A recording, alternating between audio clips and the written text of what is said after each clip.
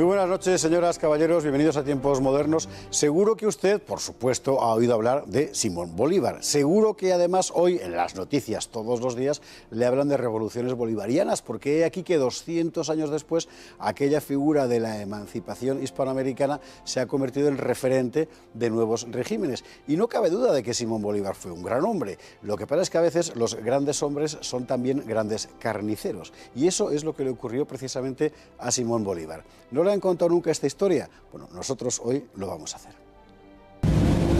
Simón Bolívar se ha convertido en una referencia casi religiosa. Hay incluso regímenes políticos que se llaman a sí mismos bolivarianos. El régimen venezolano ha hecho de él un semidios. Pero, ¿quién era realmente Bolívar? ¿Era el héroe sin mancha que vende hoy la propaganda bolivariana? La verdad es que no. Al revés, la carrera de Bolívar está cubierta de sangre. Situémonos. A partir de 1808, cuando Napoleón invade España, los virreinatos españoles de América se sublevan primero contra el francés, enseguida proclaman su propia independencia. No fue una guerra de jóvenes naciones oprimidas contra un viejo imperio invasor, fue más bien una guerra civil entre los partidarios de la independencia y los partidarios de la corona, los realistas. En la actual Venezuela, la lucha fue tan cruenta que Simón Bolívar declaró la guerra a muerte contra los realistas y la aplicó al pie de la letra. Después de la batalla del Tinaquillo, en agosto de 1813, arrasa una serie de pueblos y pasa por las armas a todos los europeos y canarios, como llamaba él a los realistas. En septiembre de ese mismo año dictó reclutamiento forzoso e hizo fusilar a los que se negaron a coger las armas. Acto seguido, hizo fusilar a 69 españoles sin fórmula de juicio. En diciembre de 1813, derrota al menguado ejército realista en Acarigua y ordena asesinar a 600 prisioneros. El 8 de febrero de 1814 la emprende contra los prisioneros españoles de Caracas, Valencia y La Guaira, alrededor de 1.200 civiles, comerciantes en su mayoría, y ordena que inmediatamente se pase por las armas a todos los españoles presos entre esas bóvedas y en el hospital, sin excepción alguna. Como escaseaba la pólvora, se resolvió matarlos a golpes de sable y de pica, y se los remataba aplastándoles la cabeza con grandes piedras.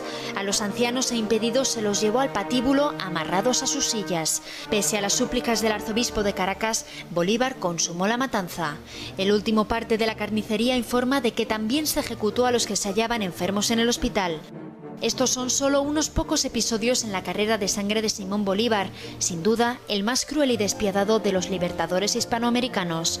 Habría que contar también el asesinato de los náufragos en un barco español en la isla Margarita, el saqueo criminal de Santa Fe o el asesinato de los prisioneros tras la batalla de Boyacá. Curiosamente, hoy Simón Bolívar tiene una estatua en el Parque del Oeste en Madrid.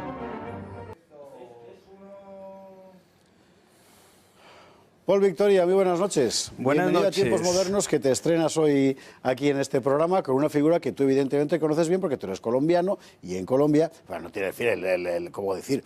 La exageración litúrgica que en Venezuela, pero Bolívar es uno de los grandes fundadores de la nación. Es prácticamente la misma, salvo que sin los discursos repetidos de un dictador como Chávez, pero el resto es lo mismo, ¿no? Desde que nacen los niños se les inculca la idea de esa patria, la que salvó Bolívar y que liberó de la esclavitud, de la opresión, y por tanto todos los niños se crían con el falso mito de Bolívar como un semidios, ¿no?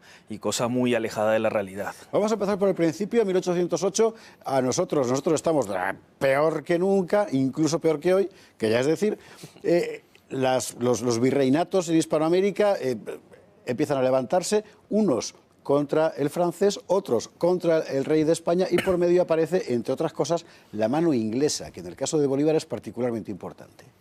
Es particularmente importante la mano inglesa porque Bolívar intenta aliarse con Inglaterra al principio, le ofrece Nicaragua y Panamá, y a cambio de 30.000 fusiles, 20 buques de guerra y 1 millón de libras esterlinas.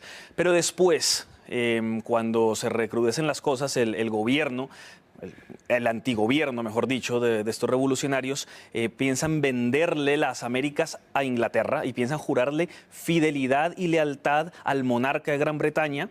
Y esto está escrito en cartas y bien documentado, donde se le dicen que cuándo lo hacen, ¿no? Para ser protegidos, literalmente dice, bajo la augusta sombra del monarca británico y bajo la poderosa protección de Gran Bretaña. Claro, florilegios lo que les han faltado. Hay que recordar que de lo que estamos hablando, y esto es muy importante señalarlo para que se entienda, es en la práctica de una guerra civil. Es decir, el movimiento de las emancipaciones rompe los virreinatos entre una población autóctona que quiere seguir siendo española y otra población autóctona que no quiere seguir siendo española. ¿Es esto? Sí, yo nunca uso el término guerra de independencia, porque una guerra de independencia es cuando hay un invasor extranjero y uno quiere librarse de ese invasor extranjero, como era el caso de España frente a Napoleón.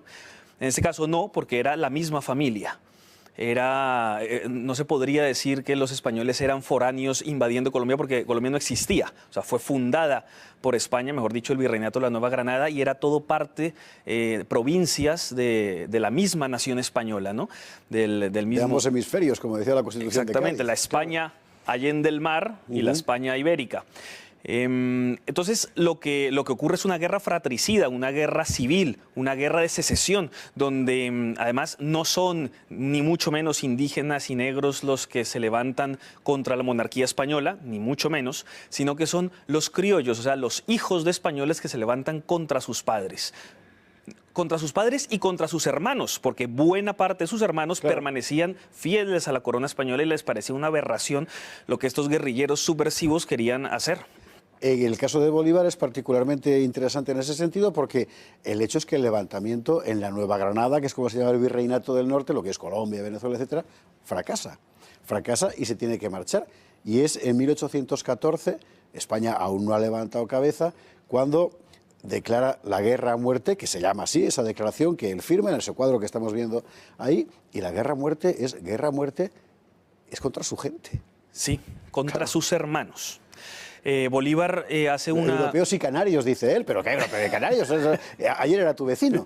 Claro. Por supuesto, cuando él llega a Caracas, 7.000 personas salen huyendo de la ciudad porque las va a asesinar, las que se quedan, otra gran parte las detiene, las arresta en las cárceles y muchos de ellos los mata después, y en suma es el 32% de la población de Caracas la que está bajo persecución. El 32%. Es un montón de gente y que huye, y además hacen fiestas donde entre los tragos y las bebidas y el alcohol se reparten a quienes van a matar de los prisioneros. Pues yo me pido a este, yo me pido a este, yo me pido a este, como si fuera esto un juego, ¿no? Y para sacarlos de las prisiones, de los hospitales y asesinarlos sin juicio previos, ni mucho menos. Que fue es muy interesante porque esto que estás contando son testimonios de gente de la época. Por supuesto. Ingleses, algunos de ellos, por cierto, franceses, que lo cuentan. ingleses, están españoles. En el libro de Pablo Victoria, La otra cara de Bolívar, editado por Planeta, pero que aquí no se ha publicado, curiosamente.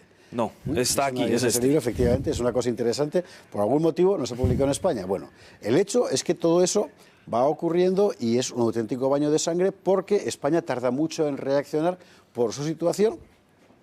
Antes de hablar de Morillo, que es el general que llega allí enviado por España, hay que contar que allí el ejército no era un ejército colonial, era el ejército del lugar, ¿no? Efectivamente. La ausencia o la ruptura de ese ejército y el reclutamiento forzoso, so pena de fusilamiento por parte de Bolívar de los locales, le permite hacer una campaña que es un rastro de destrucción. Hasta 1.200 asesinados en 3 cárceles sucesivas, por ejemplo, que eran comerciantes. A mí me dejó estremecido el dato de que a los ancianos comerciantes que estaban en la cárcel los lleva al patíbulo amarrados a sus sillas porque no se podían mover y allí los mata. Sí, y para ahorrar balas, además, muchas veces los mataban con piedras en los cráneos aplastándolos contra el suelo. O sea, o sea, sanguinarios, los genocidios allí fueron terribles, ¿no? Pero es que es más, cuando Bolívar vuelve victorioso a Caracas, los primeros que se sublevan unos días después son sus propios esclavos de sus haciendas. Sí. Los esclavos dicen, no, yo vivía mejor bajo las leyes españolas que con este sinvergüenza, o sea, y se sublevan contra él. Y no solamente ellos, es que en todas partes. porque él saquea Caracas, saquea Cartagena, saquea Santa Fe, Cúcuta, por todas partes. Es particularmente terrible, efectivamente, el saqueo. Sí, y por eso cuando Pablo Morillo llega a muchas de estas ciudades, lo celebran como llegó nuestro Salvador ante estos genocidas de Bolívar y sus secuaces. La cuestión es que Morillo llega allí con muy pocas tropas. Morillo, el general enviado, Pablo Morillo, el general enviado por España. La guerra a muerte ya está declarada, el rastro de sangre es formidable. Y precisamente el sistema español de delegación de autonomía muy importante en las autoridades locales ha hecho que la insurrección se generalice, porque es justamente esa burguesía la que se ha levantado, esa burguesía a la que la corona española había dado tanta autonomía municipal, por ejemplo. Sí, y la diferencia es que Pablo Morillo llega con misericordia, perdonando a mucha gente, ofreciendo el perdón, ofreciendo la reconciliación de parte del rey de España. Y mucha gente se acoge a ella, ¿no? Él se ve forzado luego a hacer ejecuciones de los que no se quieren someter y en muchos casos hace perdones, pero siempre que Pablo Morillo ejecutó fue bajo juicio, teniéndole un abogado al acusado, o sea, con todas las reglas formales del juicio, mientras que Bolívar no, él no hacía juicio, simplemente iba asesinando, ejecutando a su paso y devastándolo todo. Una última cuestión, otro día hablaremos de cómo funcionan las emancipaciones, pero todas estas cosas, hoy un niño en una escuela en Colombia o en Venezuela las aprende. Bueno, todas estas cosas quiere decir al revés, ¿no? De la diosificación de Bolívar, el libertador, ¿no? Lo pintan en cuadros con los laureles. ¿Se cuenta lo que fue todo eso? ¿Perdón? ¿Se cuenta lo que fue la guerra a muerte? ¿Se cuenta lo que fue todo eso? No, esas partes las ocultan, por supuesto. Las ocultan, así como toda la ambición personal de Bolívar se le hace ver como si fuera un tipo austero, casto, moderado, justo, magnánimo, cuando era todo lo contrario. Era derrochador, dejaba hijos tirados por todas partes, dejó hijos tirados por Ecuador, Colombia, Venezuela, en España dejó hijos, en Francia, en Italia, por donde pasaba iba dejando hijos.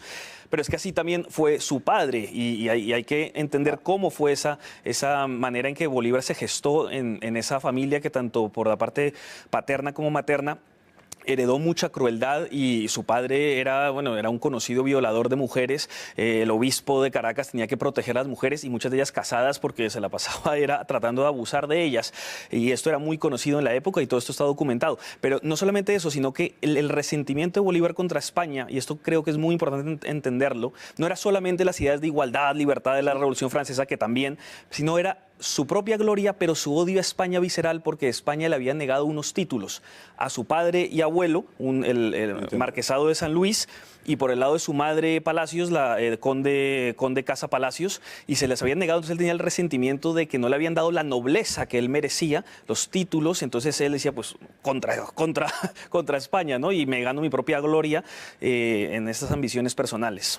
Paul Victoria, muchísimas gracias. Con mucho gusto. Por contarnos algo que la mayor parte del público en España, y por supuesto en América, ignora, porque también aquí la figura de Bolívar pasa por ser la de un libertador y efectivamente liberó, pero en beneficio propio y dejando tras de sí un rastro, cualquier cosa menos edificante. Es muy posible que a partir de este momento este programa sea declarado, como decir, delito de odio. Le aseguro que no, simplemente queremos contar la verdad. Paul Victoria, gracias. Muchas gracias. Y a ustedes, muy buenas noches.